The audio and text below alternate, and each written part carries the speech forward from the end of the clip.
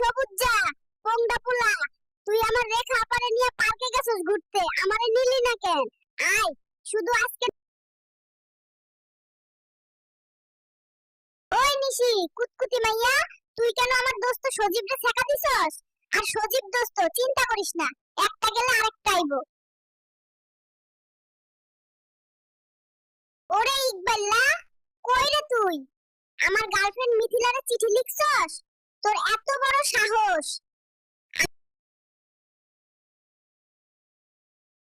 মাইশা জানু, বিয়ের পর আমি তোমাদের বাড়ির ঘর জামাই হয়ে থাকতে চাই। তোমার আব্বুকে বলবা আমাকে যেন হাত খরচের টাকা দেয়। তোমারে ফুটাইতে তো আমার চোখের নিচে কালি, আরে তোমারে ফুটাইতে তো,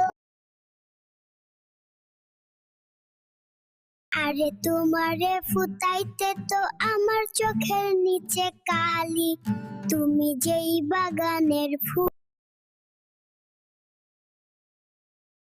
সখী গো আমার মন ভালা না, ময়নার সাথে পিরিত কইরা সুখ পাইলাম না।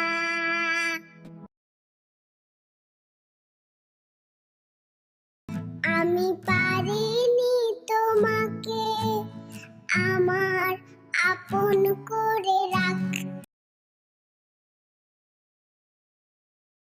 ও টুনির মা, তোমার টুনি কথা শুনে না, যারটার লগে পিরিত করে আমায় চিনে না।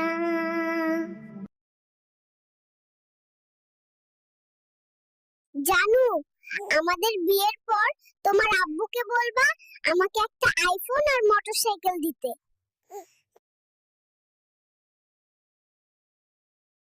ঝুমকা লাগালি, রূপের বিজলি গিরালি, তোকে দেখে গাইছে এমন সুমাইয়া কাওয়ালি।